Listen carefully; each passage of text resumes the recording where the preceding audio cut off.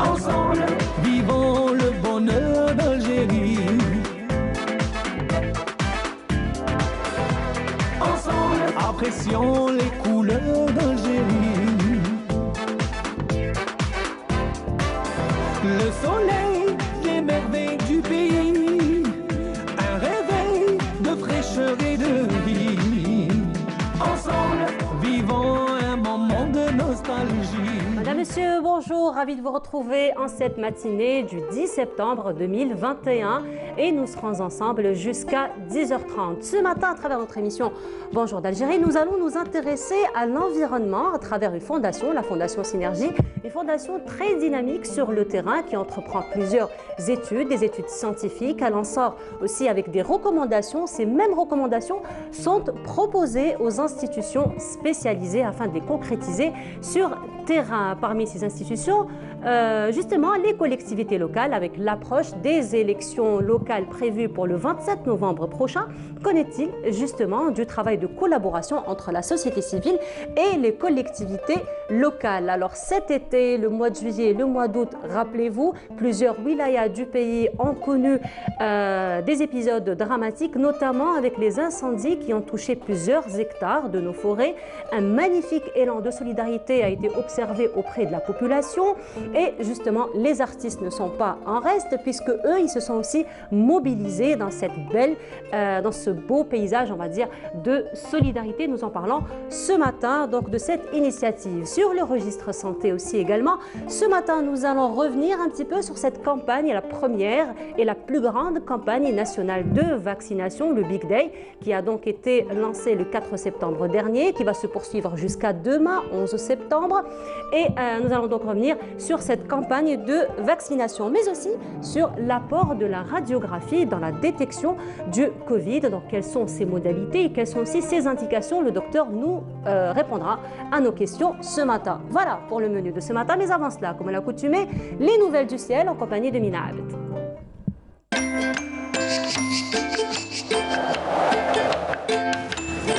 La météo vous est présentée par Mobilis.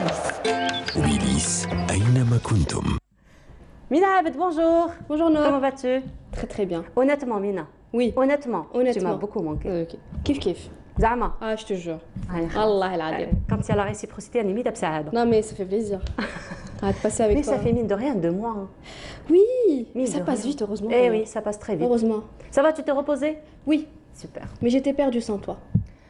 Tu es rougir, Mina. Eh, ne montre pas ça, Aïda. Faut pas montrer le plan, hein. C'est bon, tu es rougir. Alors, Mina, ça va? Ça va. Très bien. Alors, Mina, il va faire beau aujourd'hui, on va avoir du beau soleil.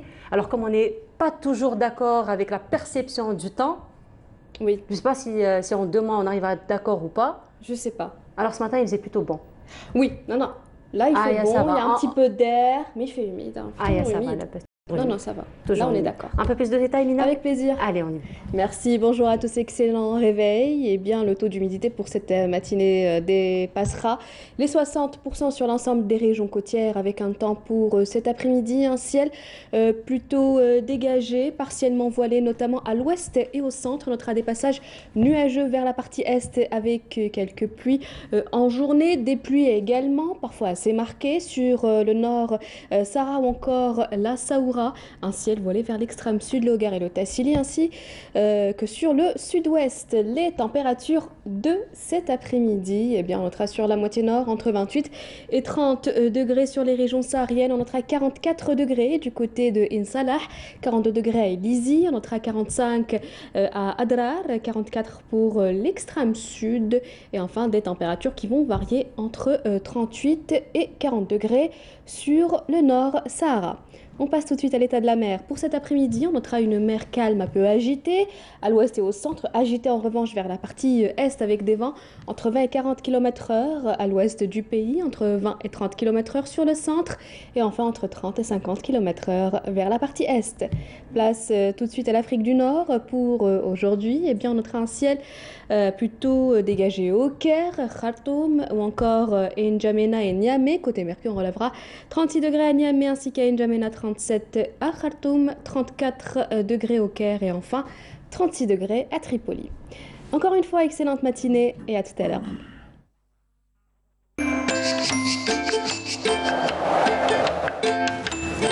La météo vous est présentée par Mobilis. Mobilis, أينما كنتم. Les températures plutôt en baisse, Mina. Ça commence à baisser, Ça commence à tout baisser. doucement. Tout doucement. Voilà, avec l'arrivée de l'automne, Oui, l'été indien. j'ai hâte. Voilà, Jodassin. Ouais, l'été indien. Ouais. On a tous hâte, hein, ça reste quand même une saison magnifique. Hein.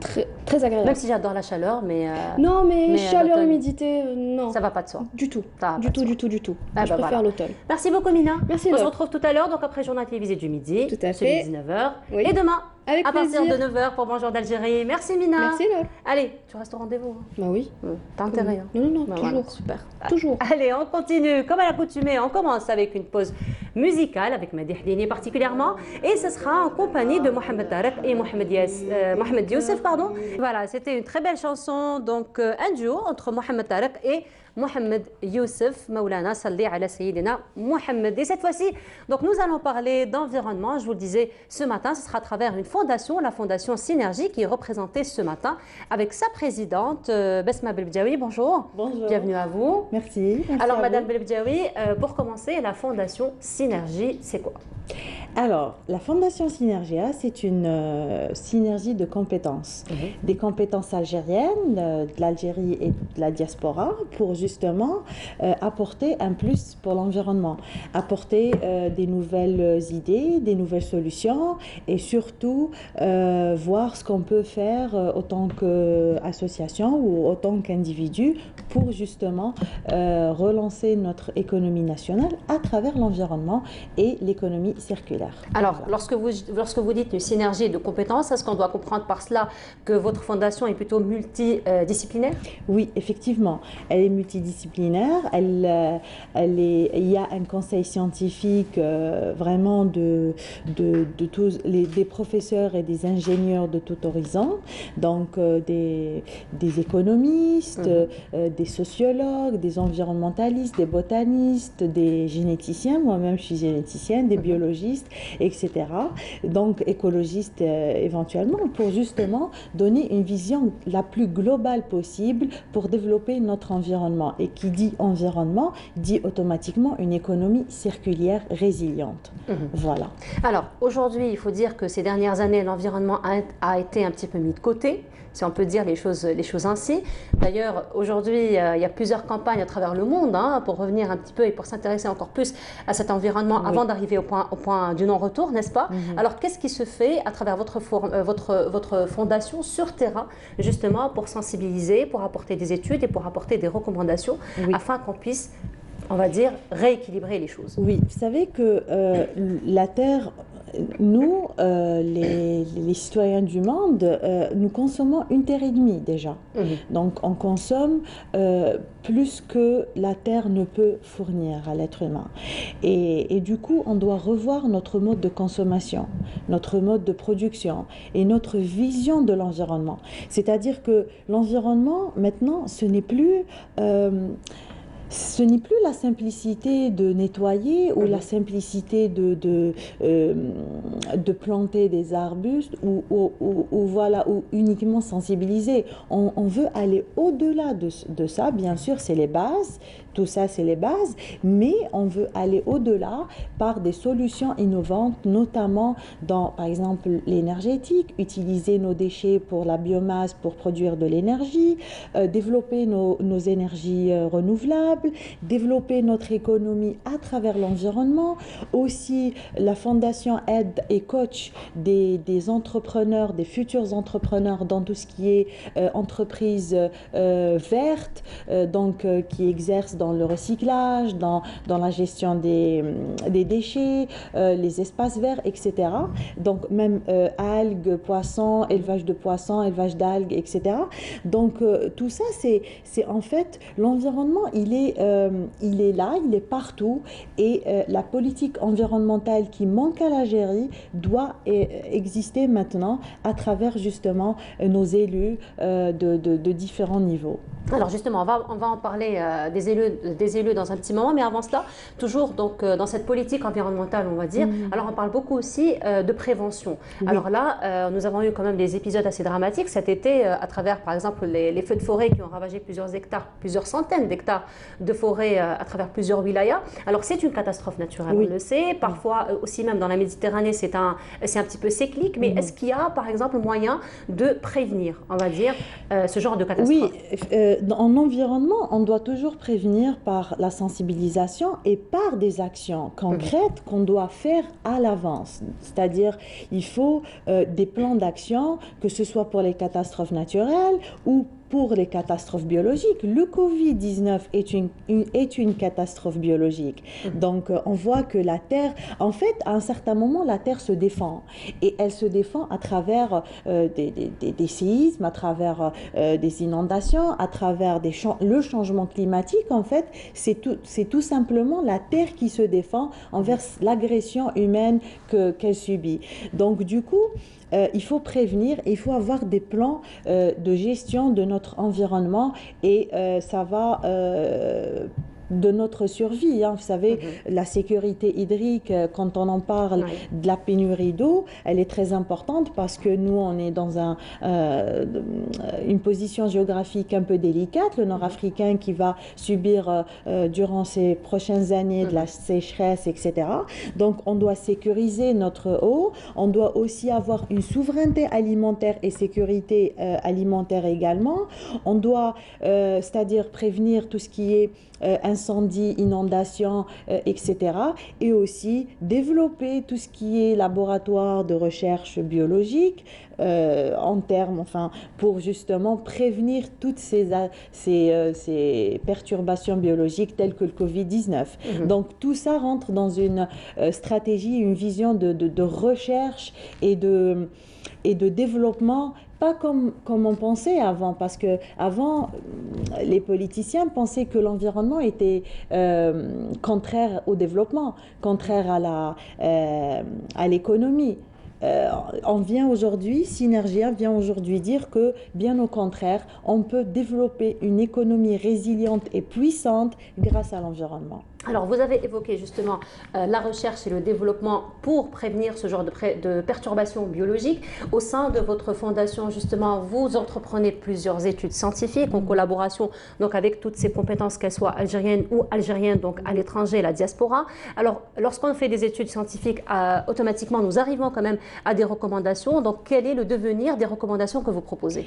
Alors, on a proposé dans un petit livre des recommandations sur 8 axes. Donc, on a commencé par la réglementation et la politique environnementale, parce que c'est très important. Notre réglementation algérienne date un peu et on doit la revoir, on doit la réévaluer et logiquement la remettre à l'ordre du jour pour justement pouvoir permettre ce développement et permettre cette évolution vers une économie circulaire ou un environnement plus maîtrisé, disons.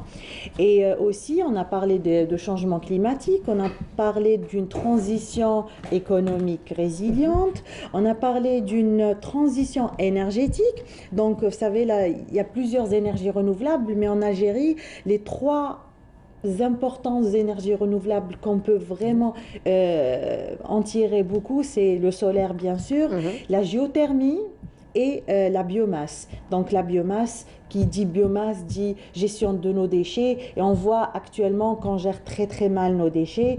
On n'a que des centres d'enfouissement technique et c'est insuffisant vu la quantité grandissante de nos déchets.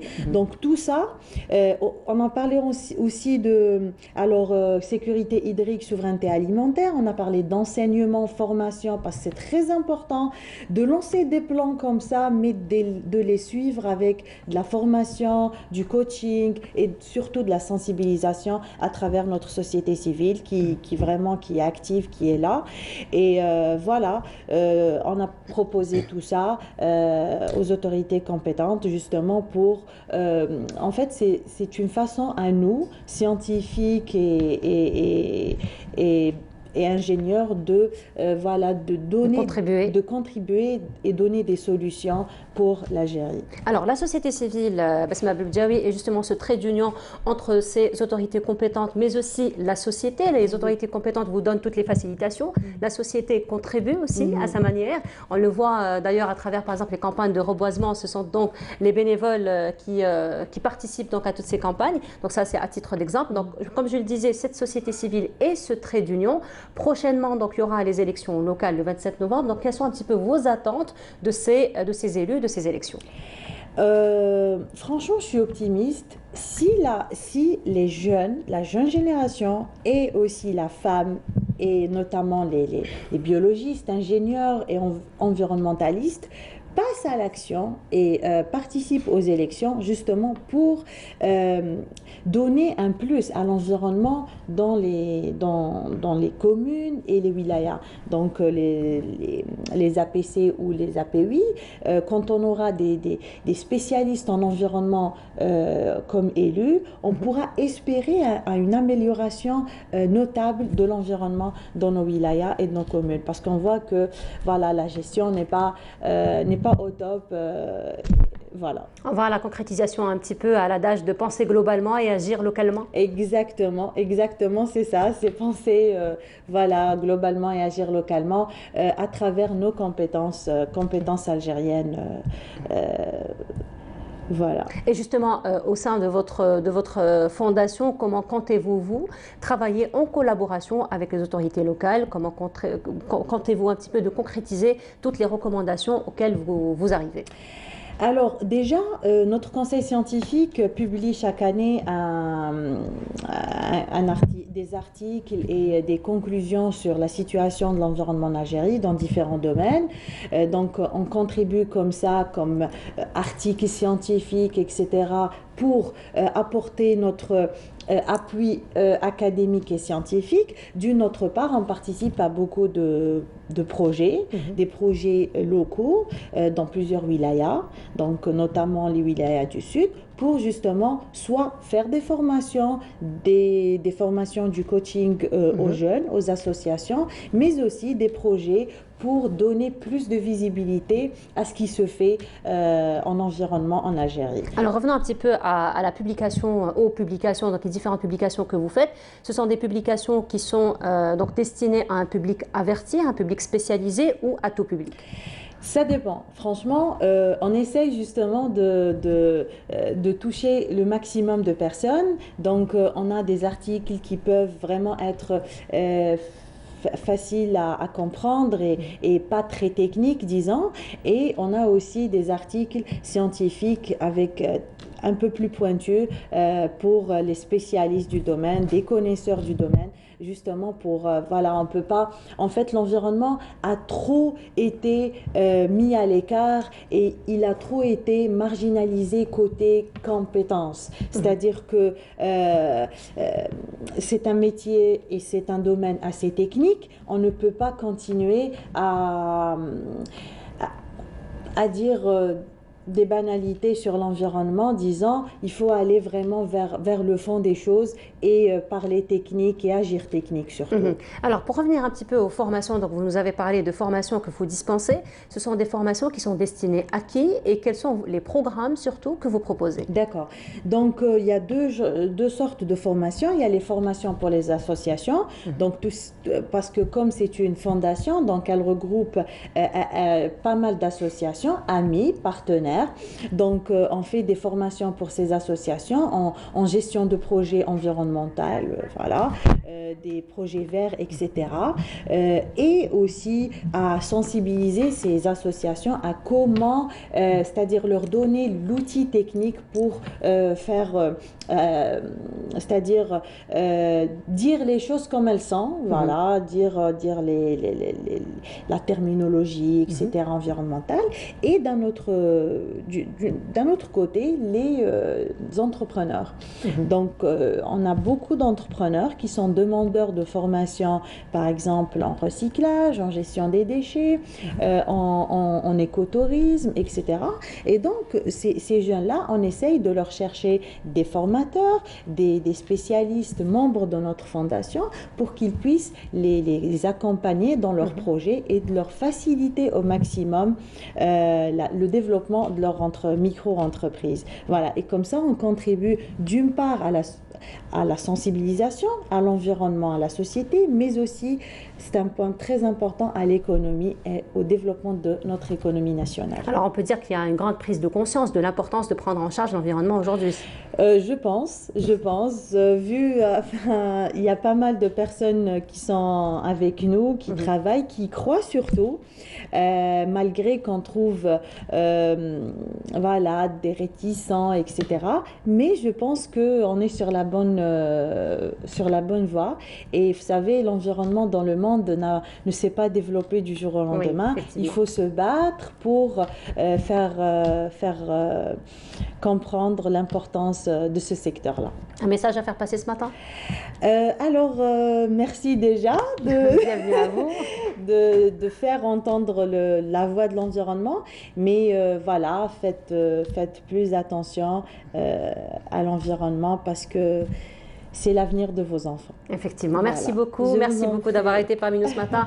Je rappelle, Madame Besma Belbdjaoui, vous êtes environnementaliste et vous êtes aussi la présidente de la Fondation Synergia. Merci encore d'avoir été parmi nous ce matin. Et on continue notre programme. Ça va être un spot Covid et on se retrouve juste après.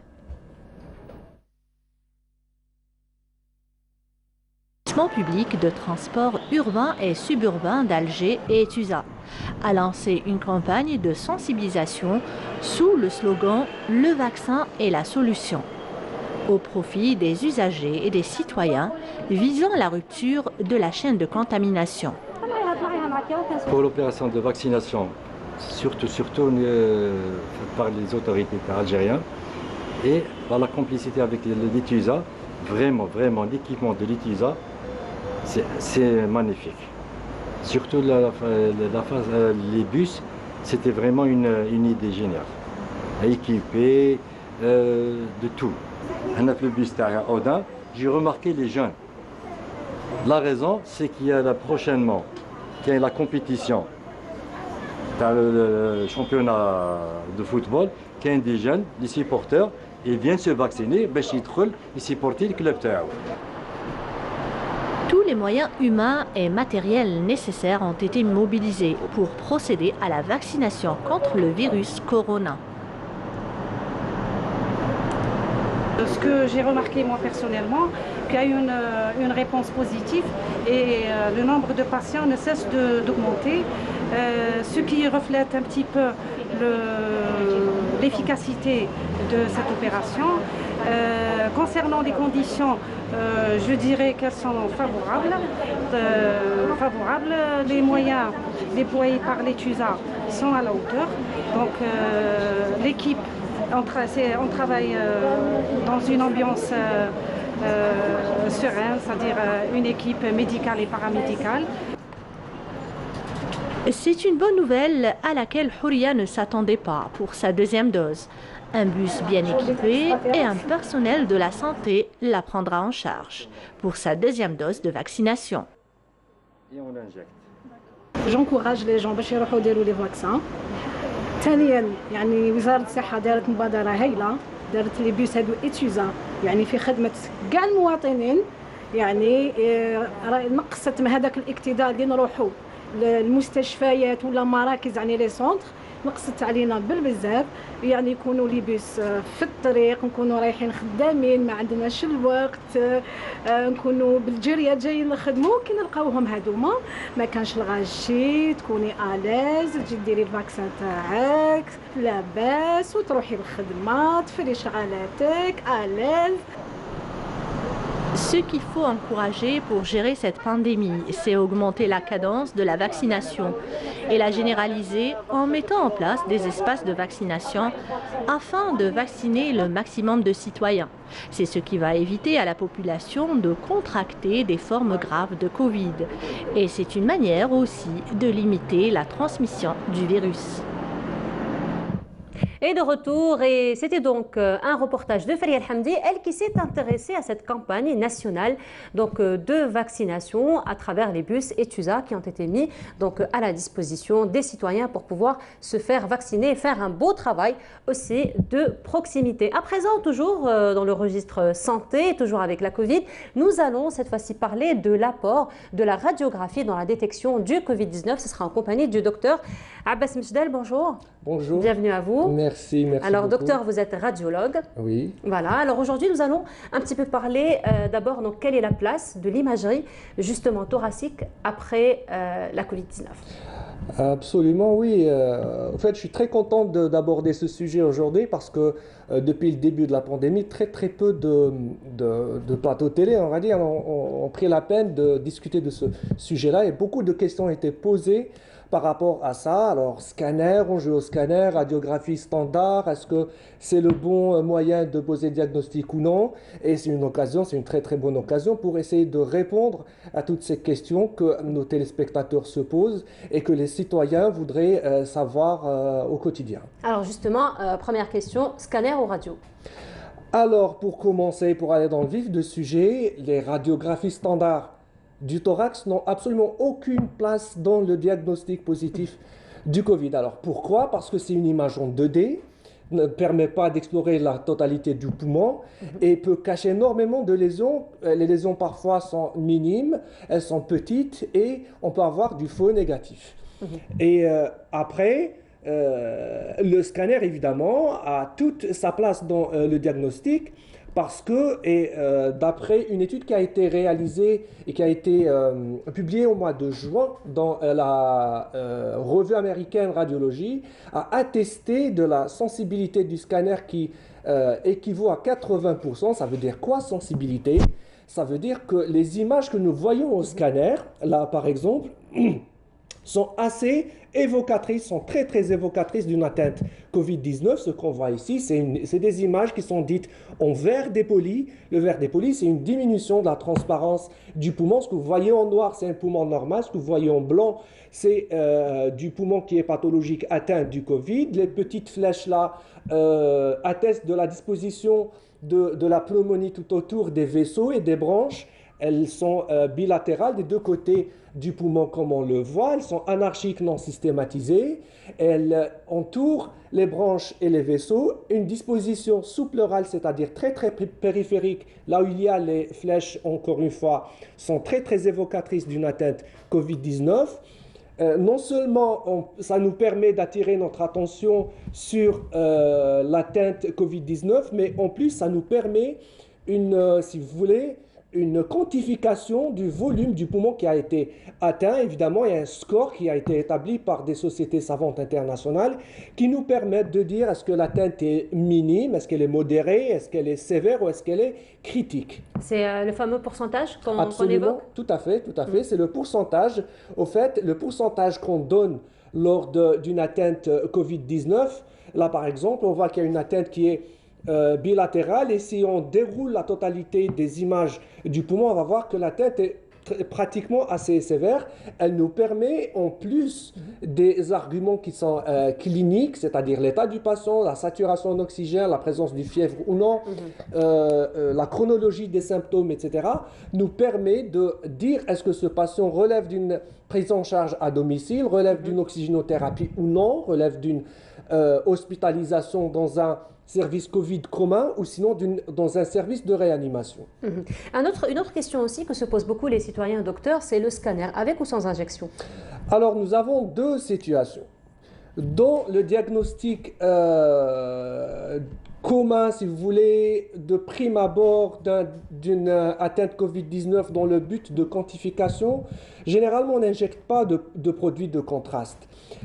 Au fait, les dernières recommandations, puisqu'on connaît de mieux en mieux la maladie, on connaît de mieux en mieux les complications pulmonaires qui sont dues à ce virus, nous avons de plus en plus tendance à réaliser d'emblée des angioscanners, c'est-à-dire un scanner qui va nous permettre non seulement d'analyser le poumon, mais aussi d'analyser les vaisseaux qui sont nourriciers du poumon, si vous voulez, la fameuse artère pulmonaire, et d'aller chercher des images qui évoquent une complication qui est assez fréquente malheureusement, qui est assez dangereuse, qui est l'embolie pulmonaire. Alors on va dire, cette embolie, est-ce qu'elle existe ou non? Est-ce qu'elle est proximale? Est-ce qu'elle est distale? Ça permet aussi à nos confrères dans les services d'hospitalisation, de réanimation, d'adapter la prise en charge et de savoir à quel degré de sévérité le patient est et de quelle manière on va le prendre en charge. Et justement, alors pour ce qui est des indications un petit peu du scanner et de l'imagerie d'une manière générale dans la détection du Covid, bien entendu, ce ne sont pas tous les patients à qui on recommande de faire un scanner. Alors à quel moment faudrait-il faire le scanner? Très bien, très très bonne question parce que au cours en tout cas des vagues qui se sont succédées, nous avons constaté que beaucoup de citoyens courent vers les centres d'imagerie, les services de radiologie, pensant que c'est le scanner qui va poser le diagnostic de Covid-19 parce qu'il y a un problème de non-disponibilité de la PCR à un certain moment, compliqué, des laboratoires qui sont pris d'assaut, et donc ils vont aller faire des scanners pour gagner du temps, alors que non. Alors on va revenir au principe, le gold standard du diagnostic du Covid reste la PCR, la RT-PCR. Il n'y a pas de faux négatif, il n'y a pas de faux positif dans la PCR. Par contre, dans le scanner, lorsqu'on fait un scanner, lorsqu'il est positif, lorsqu'il y a des images comme celle-là, nous sommes sûrs que c'est un Covid. Alors, on va dire que c'est un Covid, on va dire le degré de sévérité de l'atteinte, mais par contre, lorsqu'il n'y a absolument rien du tout au scanner, ça ne nous permet pas de dire que le patient n'est pas atteint. Ça ne nous permet pas de dire aux patients, rentrez chez vous, vous n'êtes pas atteint du Covid-19 parce qu'il existe beaucoup. Mais alors là, pratiquement la majorité des Covid sont exagérés, sont des atteintes, heureusement d'ailleurs, minimes, et sans atteinte patente du poumon, donc on va absolument rien voir au niveau du scanner. Par contre, le patient a des symptômes, on va faire une PCR, on va la trouver positive, et donc ça va conférer une fausse assurance, en tout cas pour le patient, qui va se dire, voilà, j'ai un scanner qui est négatif, je n'ai pas le Covid, alors que ce n'est pas le cas du tout. Alors, dans ce cas-là, à quel moment faudrait-il faire un scanner? Encore à quel moment il est recommandé finalement de faire un scanner? Très bien. Alors encore une fois, on revient à notre principe, les examens radiologiques sont codifiés par les équipes médicales, par le médecin qui va aborder, commencer la prise en charge. Pour cela, avant le 5e jour, ça ne sert pas à grand-chose de faire un scanner. Lorsque l'atteinte est minime, lorsqu'il y a des petits symptômes, un rhume si vous voulez, des arthralgies, des courbatures, une petite fatigue, un peu de fièvre, il n'y a pas de tout, il n'y a pas d'altération d'état général, le patient a une bonne saturation, il n'y a pas lieu de faire de scanner. Alors, à partir du 5e jour, lorsqu'on constate que la saturation, par exemple, est en train de diminuer, et principalement ce paramètre-là, on va indiquer un scanner. Mais pourquoi? Justement, pour rajouter un argument de plus, pour dire au clinicien comment va-t-il prendre en charge ce patient. Si on trouve une atteinte minime avec un petit niveau de désaturation, on pourra, à titre d'exemple, indiquer une prise en charge à domicile avec une surveillance régulière. Par contre, si d'emblée l'atteinte pulmonaire est importante et que c'est un patient qui est en train de désaturer, une saturation en oxygène qui est inférieure à 92%, à ce moment-là, on va orienter la prise en charge vers une structure hospitalière, évidemment, au cas par cas, en service Covid ou bien en réanimation. Alors, donc, c'est du cas par cas. Alors, donc, on a compris, vous recommandez, donc, le scanner, c'est vraiment du cas par cas et c'est toujours le médecin qui doit donc prescrire, si on absolument, peut dire. Toujours. Alors, excusez-moi, pour deux raisons principales. Le scanner est un examen qui est irradiant, on utilise des rayons X et pourtant, les scanners dont nous disposons actuellement sont des scanners qui sont dotés de logiciels de diminution de dose. Donc la dose n'est pas très importante, mais ça reste une irradiation. Deuxièmement, une injection de produits de contraste qui doit faire l'objet de certaines précautions. Lorsqu'on peut éviter ces deux situations-là, il vaut mieux les éviter. Mais sinon, aujourd'hui, donc, il y a cette grande campagne nationale de vaccination qui a débuté le 4 septembre, qui va se poursuivre jusqu'à demain.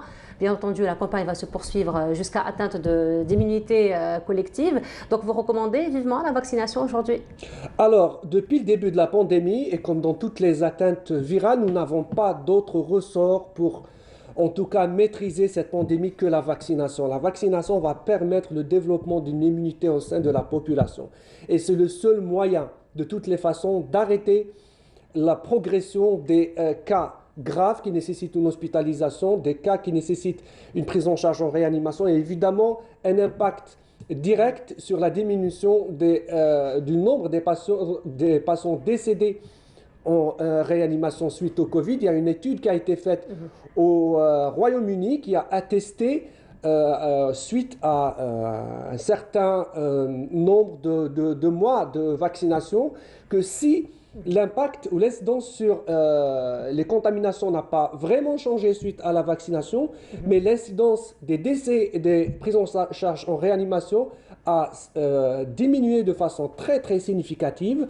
Ça permet de dire à nos concitoyens que si nous voulons éviter les prises en charge en réanimation, si nous voulons perdre des personnes chères, des personnes qui sont nos parents, nos grands-parents, des personnes qui sont malades, nous n'avons pas d'autre choix que d'aller vers la vaccination et de donner cette chance à notre population de s'en sortir progressivement, évidemment de vivre dans les espaces que nous occupions dans le passé avec une vaccination. S'il faut justifier la vaccination dans les espaces que nous occupons, pourquoi pas, mais il faut y aller pour la vaccination, c'est le seul moyen d'éviter les catastrophes sanitaires que nous avons vécues dans le passé. Alors, pour revenir encore une fois à cet apport de l'imagerie donc dans la détection du Covid, docteur, si vous vous rappelez au début donc, de la pandémie, plusieurs idées reçues, donc à travers les réseaux sociaux, on l'a vu, et on avait beaucoup parlé des fumeurs.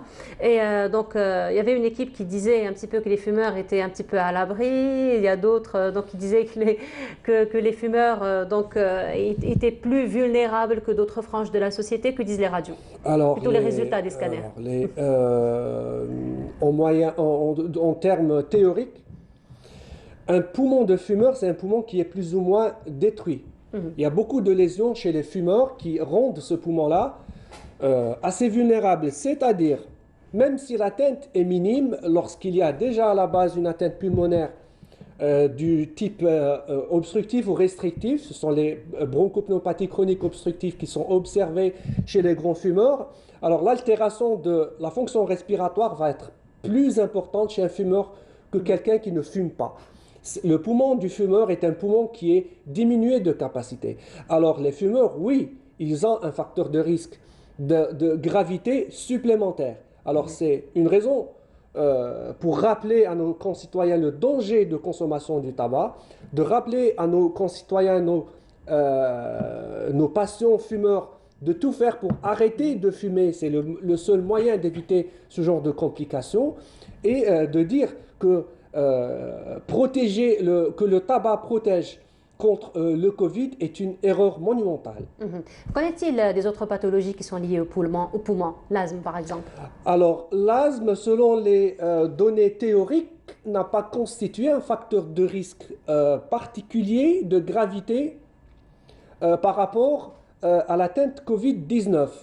Par ailleurs, il y a asthme et asthme. Il y a des patients qui font de l'asthme intermittent, qui peuvent gérer leur vie sans trop de contraintes. Il y a des grands asthmatiques, notamment qui sont atteints d'autres pathologies associées, diabétiques, hypertendus, cardiopathes, atteints de maladies de système.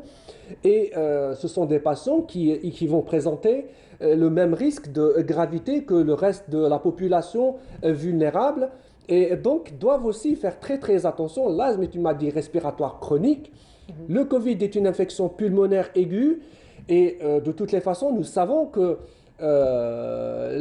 l'aggravation des symptômes d'une maladie asthmatique survient à chaque fois qu'il y a une atteinte pulmonaire. Donc, nous recommandons aussi à nos patients asthmatiques de faire très très attention, comme pour l'ensemble de la population. Alors, il faut dire aussi au début de la pandémie, donc il y a eu beaucoup de prise en charge sur le plan, je parle du citoyen, hein, donc respect des gestes barrières, etc.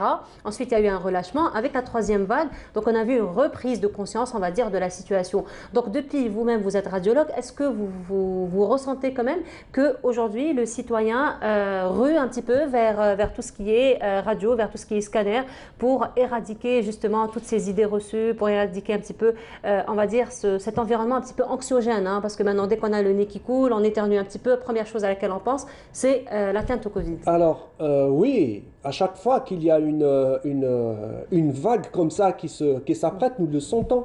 Nous avons ce sentiment qu'il y a quelque chose qui arrive, parce qu'on a de plus en plus de patients Covid dans nos espaces de travail. Nous avons de plus en plus de cas de Covid au scanner. Effectivement, les gens continuent à se ruer au centre d'imagerie en pensant justement que c'est le moyen diagnostic, alors que je rappelle encore une fois que le moyen diagnostic le plus fiable pour le diagnostic de Covid reste la RT-PCR, dans la deuxième place le test antigénique avec l'aléa du faux négatif du test antigénique. Mais toujours est-il, je rappelle à nos concitoyens que si examen radiologique il doit y avoir, c'est au médecin traitant qui doit le prescrire, et c'est au médecin traitant de savoir à quel moment prescrire un scanner et à quel moment cet examen-là ne pourra pas lui rajouter un élément de plus. Donc encore une fois, il faut faire confiance à son docteur. Absolument, voilà. Toujours. Un message à faire passer, docteur, ce matin? Alors le message que nous voulons faire passer, comme à chaque fois, il faut continuer à observer les gestes barrières, la distanciation physique, le port de masque, le lavage fréquent des mains. N'oubliez pas que le seul ressort reste la vaccination. Il y a une campagne de vaccination qui est lancée depuis quelques moments. Beaucoup de structures publiques et privées sont chargées de la prise en charge de la vaccination. Alors, j'ouvre une petite parenthèse pour dire qu'en Algérie, nous avons la chance d'avoir des vaccins qui ne posent pas beaucoup de problèmes, qui n'ont pas été sujets à énormément de polémiques. Et donc, j'appelle tous nos concitoyens à aller se faire vacciner et de ne pas hésiter à le faire, d'arrêter d'écouter les messages négatifs qui circulent sur les réseaux sociaux, les messages qui sèment un peu la panique, qui sèment un petit peu la réticence. Alors, moi, comme tous les praticiens un peu à travers le monde, je rappelle que la vaccination est un geste primordial de prévention primaire contre toutes les maladies transmissibles. Ce n'est pas maintenant que nous allons penser à faire l'exception. Voilà. Merci beaucoup, docteur, d'avoir été parmi nous ce matin. Merci à vous. Un rappel, docteur Abbas Mejdel, vous êtes radiologue et merci encore une fois d'avoir été parmi nous ce matin. Je vous en prie. Et on continue, ça va être un spot de vaccination, donc explication de la vaccination et on se retrouve juste après. والله يا بنتي الحمد لله. الحملة الوطنية للتلقيح ضد كوفيد-19. بصح العذاب اللي تجوزتو يا بنتي على بالي ما كنت حاسه بيك وخفت بزاف عليك. شوفي ما الامراض المعديه الحل الوحيد تاعها هو الفاكسان. تدعو وزارة الصحة والسكان وإصلاح المستشفيات المواطنين الراغبين في التلقيح للتوجه نحو الهياكل الصحية أو الأماكن المخصصة لذلك، مصحوبين بوثيقة الهوية لتلقي اللقاح. بالتلقيح ضد كوفيد-19 تحافظون على حياتكم وحياة أقاربكم.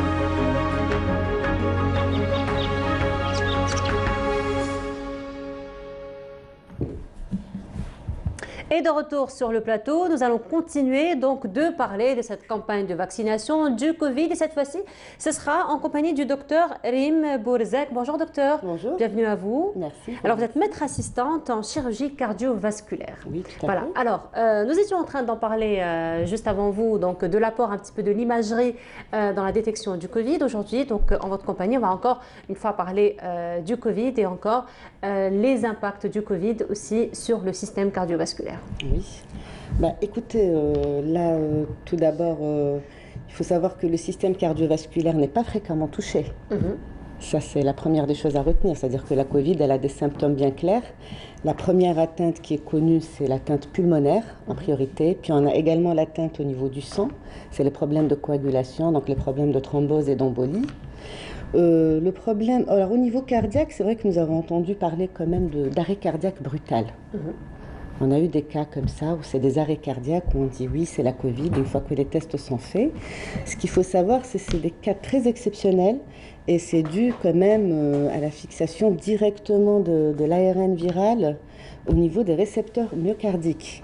Ça, c'est bien décrit et malheureusement, il n'y a pas grand-chose à faire parce que c'est vraiment l'arrêt cardiaque brutal. Le cœur est vraiment figé par cet ARN. Après, on reste quand même sur des symptômes très très classiques, des atteintes d'organes classiques.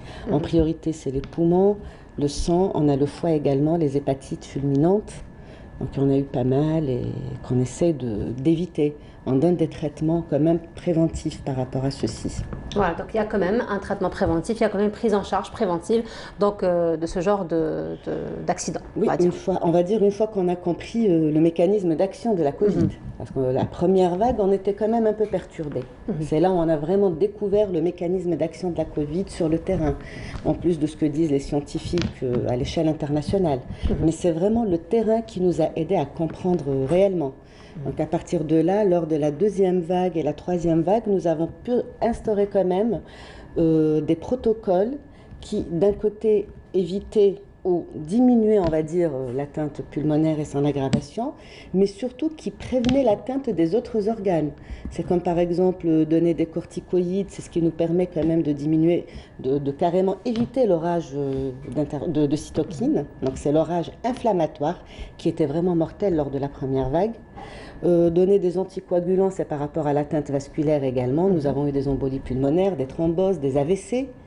Donc c'est un peu ça, c'est sur le terrain que nous avons appris réellement à prévenir les complications mortelles, on va dire. D'autant plus, docteur, on l'a vu à travers les études, à travers les rapports, à travers les témoignages aussi des médecins, parfois les réactions c'est du cas par cas. Oui, nous avons eu beaucoup de réactions cas par cas, je dirais notamment pour la dernière vague, la Delta.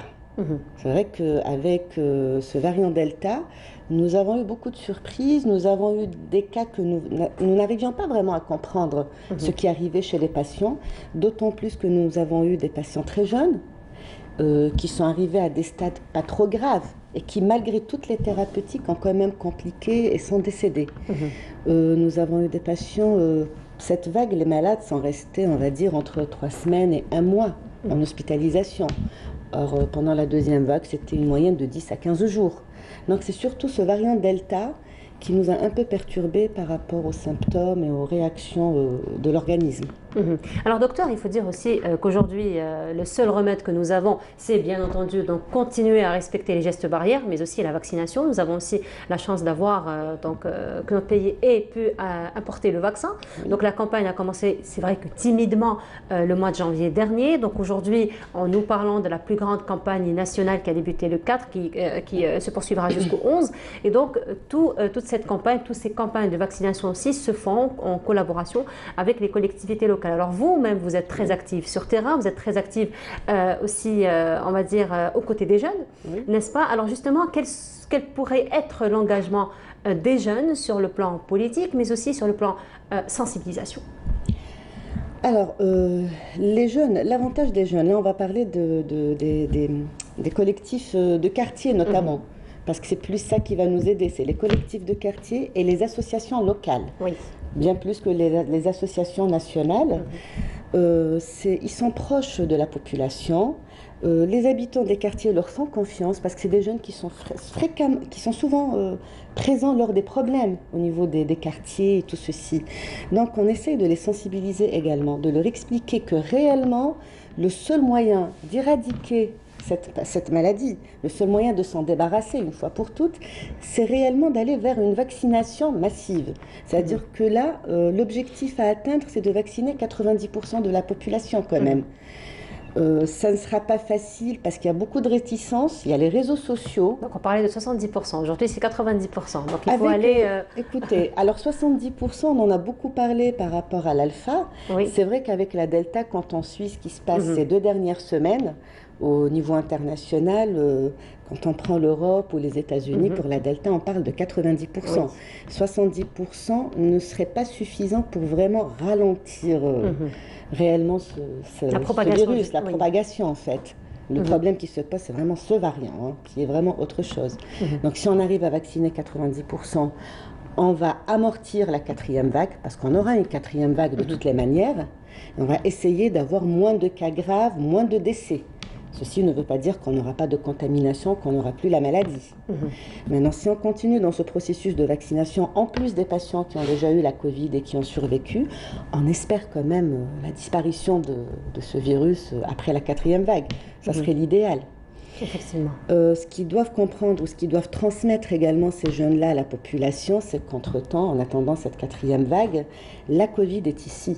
C'est pas parce qu'on a dit qu'il y a une régression de la 3e vague, qu'il y a une baisse des nombres, une baisse de la mortalité, qu'on ne va plus faire attention. C'est ce qui s'est passé d'ailleurs. Il y a eu une baisse de garde par rapport justement à la tendance baissière. C'est ça, il y a une baisse de garde totale.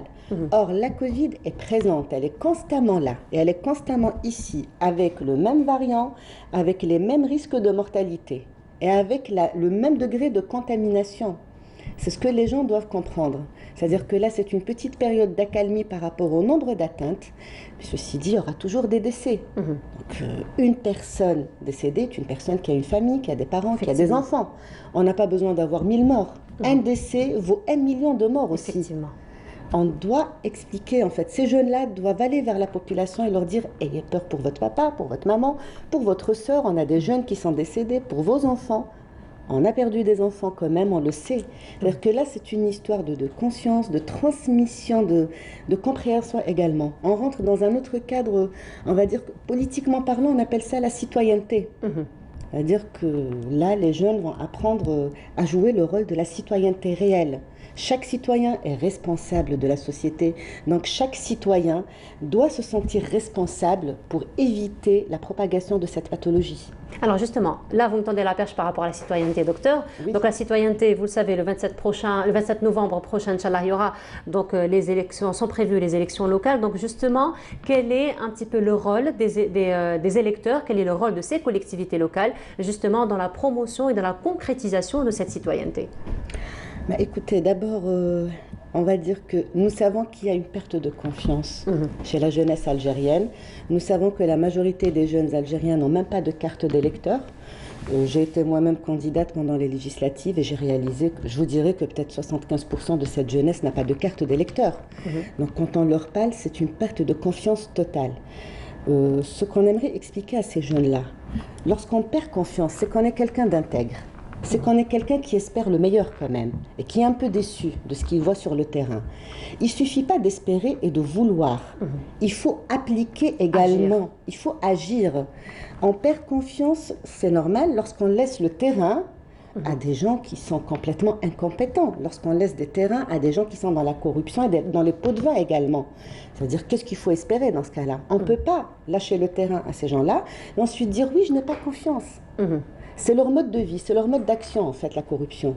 Par contre, si ces gens qui ont perdu confiance et qui sont très nombreux en Algérie, qui représentent peut-être 10 fois plus que ces gens corrompus, s'ils allaient sur le terrain, s'ils investissaient politiquement, s'ils choisissaient leur maire par exemple, et s'ils allaient aux élections et qu'ils les surveillaient, là on peut arrêter ce processus qui a démarré depuis 20 ans quand même. D'autant plus que ce qu'il y a de nouveau dans ces élections cette année, c'est que la population locale, donc ceux qui vivent dans cette localité, ont le droit d'assister justement aux délibérations. Exactement. Donc la population aujourd'hui, le citoyen aujourd'hui a le droit de regard finalement réellement sur ces élections. Exactement. Et là, je pense que c'est l'importance du rôle. Surtout, je vais insister encore sur les comités de quartier, sur les jeunes des quartiers qui, eux, peuvent assister directement, qui sont plus tenaces, qui sont quand même capables de tenir tête et de dire non dans certains bureaux, de dire non, il y a fraude. Non, nous avons remarqué ceci qui ne se tairont pas. Donc la seule chose qu'on leur demande quand même, c'est de faire leur carte, de participer, de nous aider quand même, d'aider une certaine élite qui est dans la lutte anticorruption, qui est dans le programme national. Mais on ne peut le réaliser si on n'y est pas. Il faut bien être... Il faut vraiment le concours de tous. Il faut bien être intègre. Il faut être assez compétent pour pouvoir lutter contre la corruption. Donc si on n'y est pas, et si on n'est pas aidé par ces jeunes qui sont quand même, qui représentent l'avenir et qui sont contre la corruption également, on n'y arrivera jamais. Nous, on aimerait bien qu'ils comprennent qu'aujourd'hui, leur rôle principal est d'y aller, de travailler là-dedans, d'aller vers les élections, d'aider également, parce que c'est une manière d'aider pour le changement, pour le renouveau notamment, pour l'Algérie dont nous rêvons tous. Mais nous n'y arriverons jamais si tout le monde se met en retrait. Ça, c'est un peu, si vous permettez, je vais rajouter un mot. Je comprends cette réaction de ces jeunes-là, parce que je pense que c'est un peu, on va dire, on a grandi dans un esprit où l'opposition dit non, non, non à tout. Or, nous, aujourd'hui, on veut une opposition qui soit plutôt constructive, qui explique à ces jeunes-là à aller travailler aussi, aider le pays, aider l'État, aider les institutions de l'État à se relever. C'est plus ça le message que j'aimerais passer à cette jeunesse. Voilà, un message très convaincant, on va dire. Hein. Oui. Voilà, parce que effectivement, d'autant plus que, comme on le disait, donc aujourd'hui, il y a eu quand même il y a eu un plus, voilà, il y a eu un plus, il y a eu un sursaut, il y a eu un plus par rapport donc à ces élections. Donc aujourd'hui, le citoyen a le droit de regard. Les jeunes d'aujourd'hui, il faut dire, ils sont politisés. Ils sont politisés, ils comprennent quand même ce qui se passe et donc ils sont courageux. Hein, donc on l'a vu, donc, ils ont leur mot à dire. Puis ils ont de la volonté. Ils ont de la volonté. Ils veulent quelque chose de nouveau. Ils veulent bien vivre dans leur pays. Ils ne veulent pas s'en aller. Effectivement. Merci beaucoup, docteur, d'avoir été parmi nous ce matin. Merci pour ce beau message que vous avez passé ce matin. Je rappelle, donc, docteur Rim Bourzek, vous êtes maître assistante en chirurgie cardiovasculaire. Merci encore une fois d'avoir été parmi nous ce matin. Et justement, parlant d'élections locales, là, ça va être un spot d'explication justement des révisions des listes électorales qui a débuté le 5, qui se poursuivra jusqu'au 15 septembre. Juste après, vous aurez à voir un reportage de Badia Amarni, elle qui s'est intéressée justement à ces jeunes qui sont partis s'inscrire et on se retrouve juste après.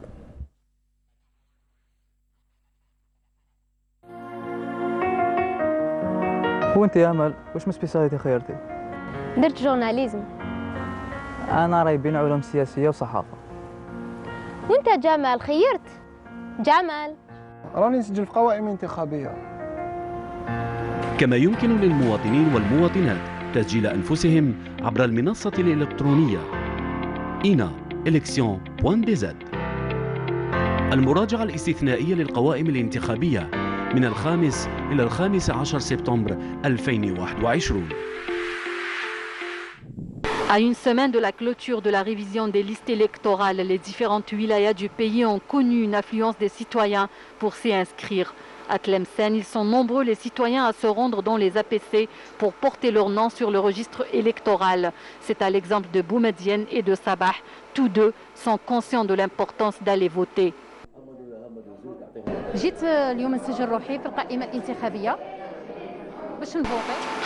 Je suis venue pour m'inscrire sur la liste électorale pour pouvoir voter.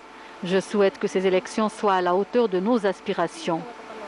بصفتي كتقني سامي إعلام آلي منذ عندي En tant que technicien supérieur en informatique ayant exercé 12 ans sous contrat, je viens d'être embauché en bonne et due forme, ce qui m'a encouragé à m'inscrire sur les listes électorales. Que pensent les citoyens des prochaines élections locales dans cette wilaya de l'ouest du pays et quelles sont leurs aspirations? Nous voulons que les prochains élus soient proches des citoyens et à l'écoute de nos besoins, surtout que notre région est agricole. نقبلوا واحد اللي يعاوننا احنا منطقه فلاحيه ومنطقه ريفيه. نتمنى من المسؤول J'attends des futurs élus de faire des efforts et d'écouter les citoyens. La wilaya d'At-Tarf, quant à elle, continue à recevoir des citoyens désirant s'inscrire sur les listes électorales. Les jeunes sont de plus en plus nombreux à s'intéresser aux élections. Ils considèrent que cette opération leur permettra d'exercer pleinement leur citoyenneté. Je suis venu à la mairie pour inscrire ma fille. J'invite tout le monde à établir sa carte d'électeur pour pouvoir choisir son représentant qui mérite vraiment ce poste. C'est la première fois que je m'inscris et j'espère trouver un élu qui nous représentera et sera à la hauteur de nos aspirations. L'opération d'inscription se poursuivra jusqu'au 15 septembre prochain. Les électeurs et surtout les jeunes et à travers leur voix ont pour ambition de voir leur commune davantage développée et leurs préoccupations prises en charge. Et de retour, c'était donc un reportage de Badira Amarni, elle qui s'est intéressée aux jeunes, donc qui se sont présentés pour s'inscrire. Cette fois-ci donc, place à la santé, donc le 21 septembre est prévu voilà, la rentrée scolaire. Nous en parlons en compagnie du docteur Benachno. Bonjour docteur. Bonjour, ça va? J'aurais dû venir plus tôt. Vous êtes élégante. Merci beaucoup, J'aurais docteur. apprécié Merci beaucoup plus, mais pas à la fin de... Merci beaucoup, docteur. ولا غسليناك الصباح حنا قلنا تبدا معنا. خلاص خطرة جاية 6 heures du matin, je serai là. ماذا بك دكتور ماذا بك؟ Sans problème. ماذا بك الصباح كما موالف. Comme d'habitude. Chaque vendredi. Inch'Allah. Alors, docteur, le 21 septembre prochain, Inch'Allah, ce sera la rentrée scolaire. Et donc, il faut dire que le ministère de l'Éducation a mis en place des protocoles. Donc, par exemple, séparer les groupes pour assurer la distanciation. Covid etc. oblige. Voilà, Covid oblige. Mais entre-temps, il y a toute une éducation qu'on doit apporter à nos enfants pour vivre, on va dire, avec la Covid durant cette année. Je vais vous étonner. Moi, je ne parle pas de la rentrée scolaire sous le Covid. La rentrée scolaire, attention, il y a le primaire, vous avez le collège et les lycées, et je vais plus loin, et les universités. Vous savez que c'est un milieu propice.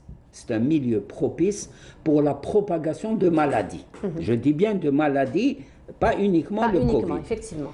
Un élément essentiel, c'est le fait qu'il y a une concentration d'individus, de personnes, d'adolescents, d'enfants, d'adultes, en un endroit qui est un bain de culture de microbes. Microbe dans l'expression et dans le sens populaire, microbe, dont les virus.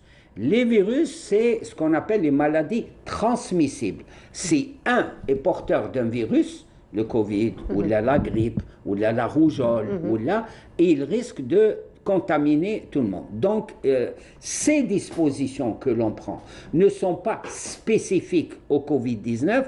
Le Covid-19 est compris dans ces maladies transmissibles. C'est ça qu'il faut avoir en tête. Moi, je voudrais remonter un peu plus loin, avant la transmissibilité des maladies. Il y a une préparation. Les enfants ont eu des vacances prolongées. Donc, dire des vacances prolongées, ça veut dire acquisition d'habitudes qui ne coïncident pas, qui ne correspondent pas aux habitudes qu'impose une scolarisation. Qu'est-ce que ça veut dire? Toutes les mamans le savent, l'enfant dort quand il veut, c'est à tout bout de champ, plein tube, les écrans, toutes ces choses-là. Il dort quand il veut, il mange ce qu'il veut, il se réveille quand il veut, et vas-y la galère. C'est un monde merveilleux que les enfants adorent. Mais, c'est leur monde. C'est leur monde, et il est important. Mais l'école, ça impose un certain comportement. Il faut bien dormir, parce que le sommeil, on dit un sommeil réparateur. Pour que la personne, l'enfant, soit prêt à assimiler à l'école. Surtout les enfants pendant ces vacances.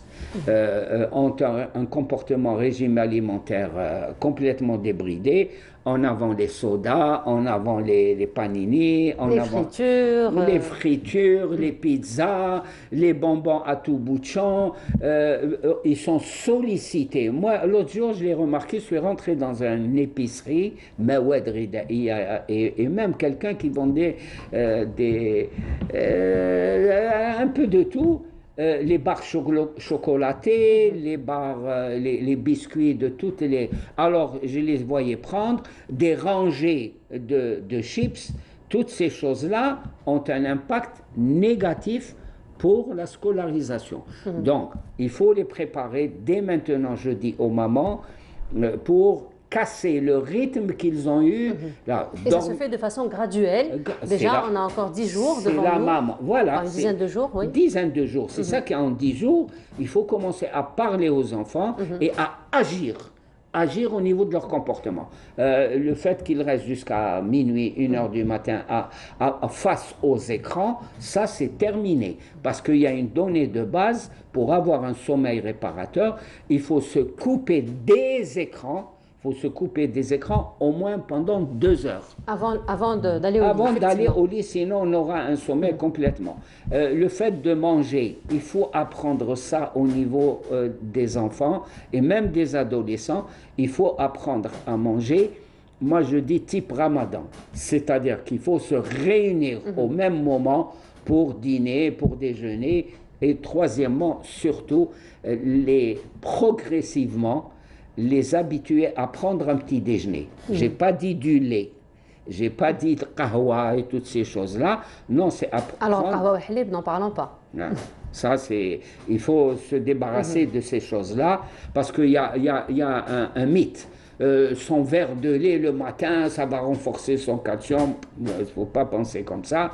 Il faut apprendre, par exemple, à présenter des fruits.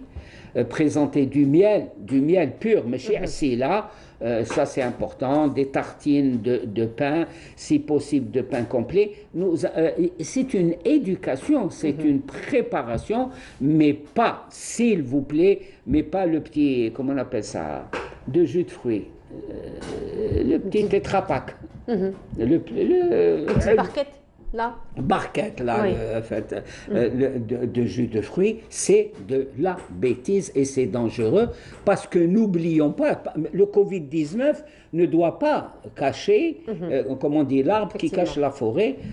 L'obésité chez les enfants en Algérie, elle est en progression. Oui. Donc, progression à cause de l'alimentation. Il ne faut pas qu'on oublie tout ça. Et c'est pour ça que je parle à chaque fois. On a un système national de santé, je persisterai à le dire, si on l'utilise, si on le connaît, ses démembrements, comment il est construit, et là, à ce moment-là, on a un excellent système de santé. Si on ne le réduit pas à l'hôpital, le système national français est fonctionnel. Ne pas oublier qu'on a les unités, de dépistage et de suivi, ce qui veut dire la santé scolaire. Quand on dit santé scolaire, il ne faut pas oublier la santé universitaire.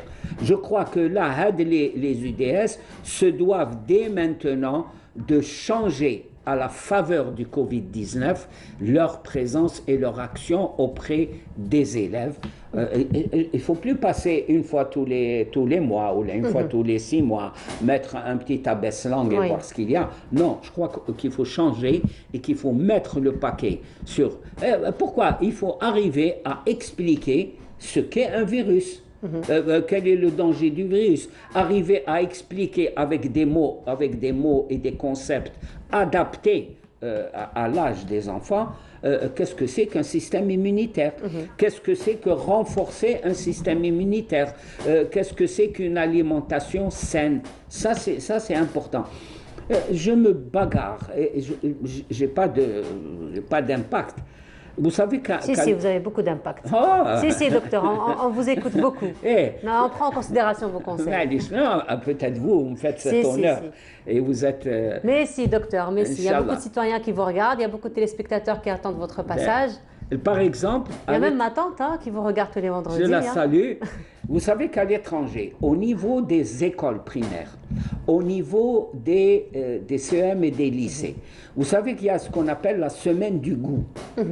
Des semaines comme ça. Des grands noms de la gastronomie, des gens qui viennent expliquer aux enfants, mais pas d'une façon autoritaire tout ça. Non, les enfants sont on leur explique ce que c'est que cet légume, à quoi il sert, comment on le prépare, tenez, essayez de goûter ça d'une façon ludique et très très proche. Ce n'est pas le savant qui vient diffuser ses connaissances. Non. Pourquoi n'organise-t-on pas, puisqu'il y a des chaînes gastronomiques où on a des chefs et des cheffaines féminins. Des chefs et des chefs. Et des chefs et des chefs. Des chefs avec un F à la fin et des chefs avec deux F, E à la fin. Des chefesses. Des chefesses.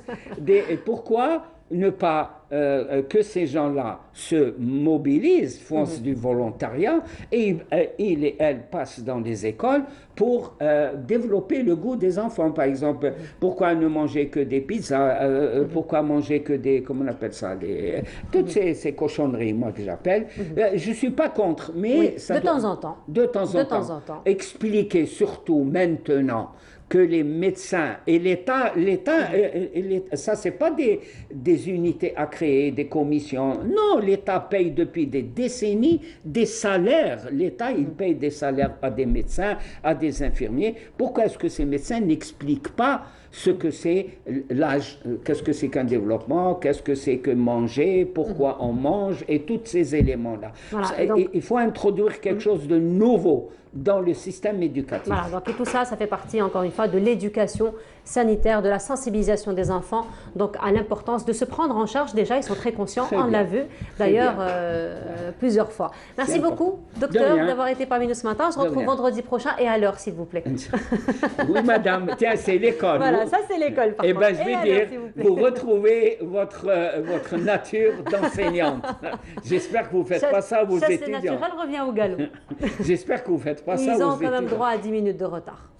Quand même, ils ont droit à 10 minutes de retard. Gratter et à 8h du matin seulement. À partir de 9h30, il n'y a plus d'excuses au retard. Gratter la nature de l'enseignant ressort de l'enseignante. Merci beaucoup, docteur. On se retrouve vendredi prochain, Inch'Allah. Et on continue. Alors, nous étions en train de parler, donc, en compagnie du docteur Benachnou, l'importance de l'éducation sanitaire, de se laver les mains, et le docteur, donc, pour ceux qui le suivent, donc, est contre tout ce qui est produits chimiques, n'est-ce pas? Et justement, dans ce sens, Majid Benkassi, lui, va nous dresser un portrait d'une dame, donc il est du côté de Adrar, Fatiha, elle qui s'intéresse à la savonnerie naturelle, docteur. Donc ce sont des savons naturels qu'elle fabrique elle-même à la façon artisanale qu'elle propose à ses clients. Je vous laisse voir ce portrait et on se retrouve pour la dernière station de cette matinée.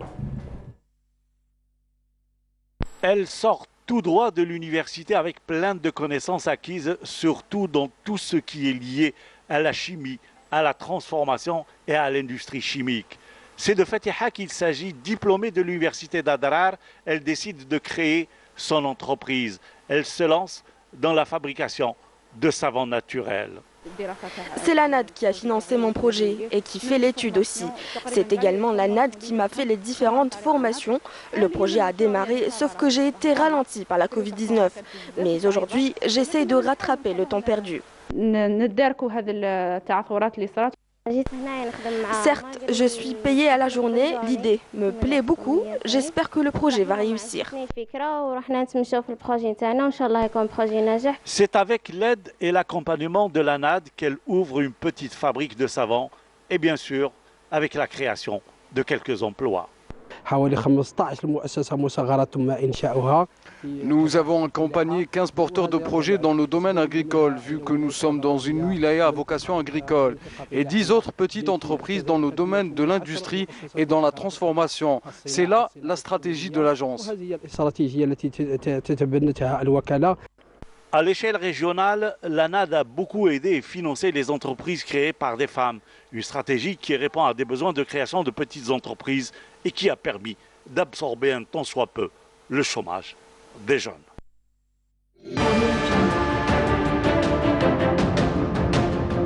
Enfin une peinture algérienne aux normes internationales.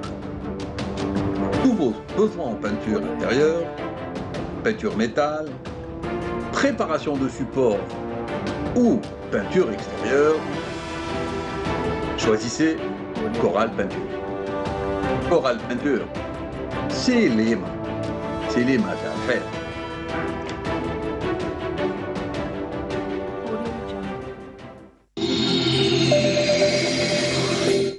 Et on se retrouve encore une fois, je vous le disais ce matin, les artistes eux-mêmes se sont mobilisés à leur manière justement pour apporter aide aux régions donc, qui ont été, dont les forêts ont été ravagées par les feux. Rappelez-vous un épisode dramatique que nous avons vécu le mois d'août, le mois de juillet et le mois d'août. Nous en parlons ce matin avec l'initiatrice de cette belle initiative, Lydia Ladjouzi. Bonjour Lydia. Bonjour. Comment ça va? Très bien. Bienvenue à toi. Merci de m'avoir invitée. C'est toujours un plaisir, Lydia.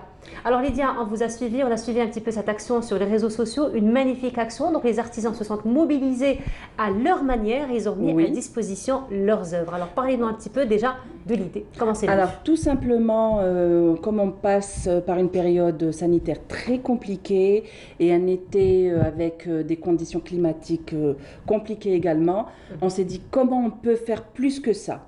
Donc j'ai eu l'idée de rassembler mes amis artistes et artisans. J'ai fait un appel national pour une action qui s'appelle Une création pour une respiration. On s'est dit on ramasse nos créations, on essaye de les vendre et l'argent récolté va aller, et donc on a ciblé un hôpital qui est dans le sud, à Janet. On est en train d'attendre leur liste de besoins pour pouvoir les doter de matériel pour les aider à soigner, parce qu'ils sont dans des conditions très compliquées là-bas aussi, ils n'ont pas tout ce qu'il faut.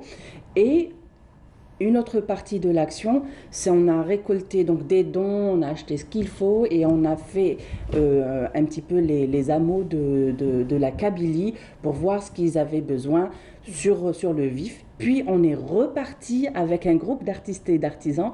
On a fait des ateliers pour des enfants pour leur changer un petit peu les idées. D'autant plus que la prise en charge psychologique était très importante. Très, très les enfants ont vécu quand même des épisodes très, très, très durs pour leur âge. Déjà les adultes, ça a été très difficile. Pas, hein.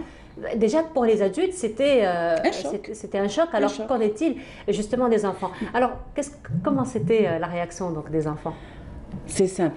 Dès qu'ils ont vu les ballons, les crayons de couleur, la peinture, les petits cadeaux, les bonbons, tout ce qu'on a pu un peu apporter, c'est des enfants, ils ont éclaté de joie.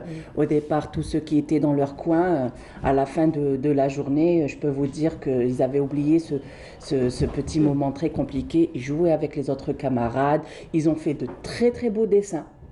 Il y avait avec nous une psychologue, elle était ravie. Il n'y avait pas de noir, comme elle nous a dit, il n'y avait pas de couleurs ternes, c'était plein de couleurs. Même quand on leur a demandé de dessiner de la forêt, c'était pas triste, c'était plein de couleurs. Donc il y a des espoirs. Finalement, ils ont dessiné la forêt telle qu'ils l'ont toujours connue, avec toute sa verdure. Et également comment ils espèrent la retrouver. C'est surtout ça qu'on a vu en eux. Il y avait des enfants de 3 ans et il y avait même des adolescents. Et je peux vous dire que pour eux, l'avenir est positif. Ils voient la situation avec beaucoup d'espoir. Voilà, donc alors on va voir quelques images, Lydia, que vous nous avez ramenées. On va peut-être les commenter. Là c'est ma création. Voilà. Donc c'est un gros tableau peint sur verre, Ayat el-Kursi. Donc par exemple ce tableau il est proposé à la vente. Je peux vous dire que les artisans qui ont participé à cet élan l'ont fait avec une très grande générosité. Là c'est un artiste de Gardaïa qui fait des sculptures. Donc chacun, c'est-à-dire vraiment préciser, chacun offre 100% de la création pour cette vente. Donc vraiment 100% de la vente va aller pour la rassembler à cette cagnotte-là et faire, on va dire, le maximum pour pouvoir aider. Donc là, c'est des peintures, vous avez vraiment une richesse de produits qui est très diversifiée.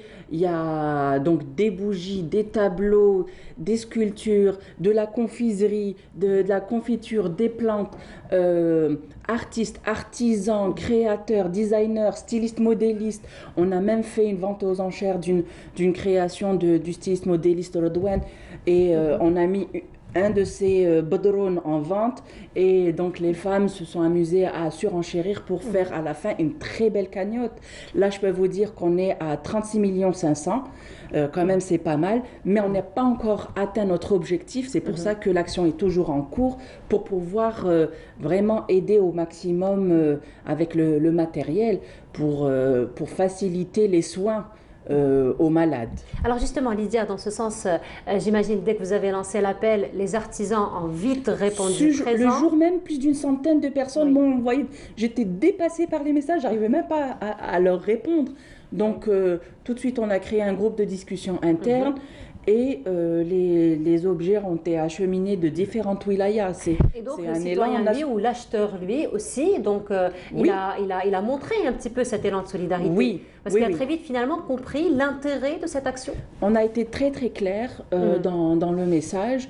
Donc la personne, là c'est vraiment un petit exemple. Il y a des centaines d'objets. Hein. Là vous avez quelques petites créations, mais je crois qu'on est à 200 créations, 200 des tableaux, tout le monde a été réactif, que ce soit l'acheteur, que ça soit l'artiste ou l'artisan.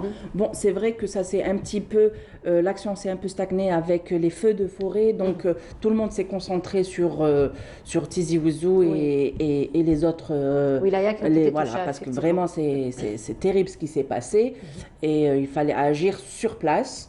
Donc, mais là, on reprend aussi l'action, une respiration pour une création, pour justement aider, pour soulager cette pression Covid qui se passe dans les hôpitaux. On a choisi une qui est dans le sud, Janet plus précisément, et j'espère qu'on pourra les aider au maximum et peut-être les soulager un petit peu. Inch'Allah. Alors Lydia, il faut rappeler justement que votre action se poursuit aujourd'hui. C'est un appel que vous lancez un petit peu aux artistes et aux artisans. Exactement. L'action se poursuit.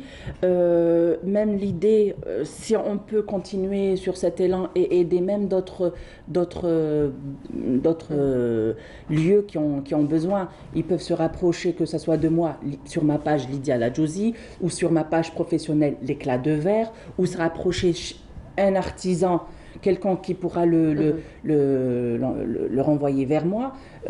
On est là pour aider et faire ce qu'on peut. Vous savez, l'Algérien, il ne supporte pas de voir une situation compliquée sans se mettre dedans à essayer de la soulager. Nous avons vu d'ailleurs, Lydia, un magnifique élan de solidarité des quatre coins du pays, donc vers toutes ces wilayas qui ont été touchées par les feux de forêt. Il faut le dire, puis même depuis le déclenchement de la Covid, effectivement, donc depuis toujours. Depuis toujours, dès qu'il y a un souci, c'est humain et l'Algérien a un grand cœur, donc on le fait avec grand plaisir.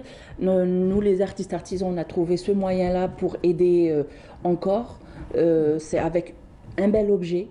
Donc celui qui achète garde une création vraiment unique. Vous avez des peintres qui ont offert des tableaux extraordinaires. Et on l'a proposé à un prix, mais plus que symbolique. Donc, c'est aussi une occasion pour plein de personnes d'acquérir des objets vraiment uniques. Et joindre l'utile à l'agréable. Joindre l'utile à l'agréable, vraiment du concret. Et nous, ça nous permet d'avancer dans nos actions, d'avancer dans notre envie d'aider qui est tout le temps là, sachant que, soyons réalistes, ça fait plus de 2 ans que nous, les artistes artisans, qu'on est vraiment dans le creux de la vague, mais c'est notre façon de s'exprimer, c'est notre façon de dire qu'on est là et qu'on peut être un peu utile à la société d'une manière belle. Effectivement, merci beaucoup Lydia pour cette très belle initiative. L'éclat de verre, ma page Facebook, l'éclat de verre, ou ma page personnelle Lydia Ladjouzi, je suis joignable. Les créations sont sur la page l'éclat de verre. Ils sont proposés à la vente. Je réponds aux questions, les prix. Pour l'acheminement, nous faisons la livraison, donc ne vous cassez pas la tête, l'objet vous arrive chez vous, que ce soit en Algérie, sur tout le territoire national, et pour certains même qui nous l'ont demandé à l'étranger, on arrive avec les moyens de transport de leur livrer la création. L'essentiel, c'est qu'on arrive à clôturer l'action et aider au maximum. Et voilà, et on rappelle que l'action se poursuivra jusqu'à atteindre de votre objectif. Merci beaucoup Lydia, encore une fois d'avoir été parmi nous ce matin. Donc on rappelle une très belle initiative est lancée donc pour la participation des artisans et donc pour venir en aide aux hôpitaux. Merci encore une fois Lydia et on vous dit à très bientôt. À très bientôt. Voilà, et voilà, nous arrivons au terme de notre émission. Merci beaucoup de nous avoir suivis. Je vous souhaite une très agréable journée à tous et je vous retrouverai avec un très grand plaisir demain, Inch'Allah, à partir de 9h. Au revoir.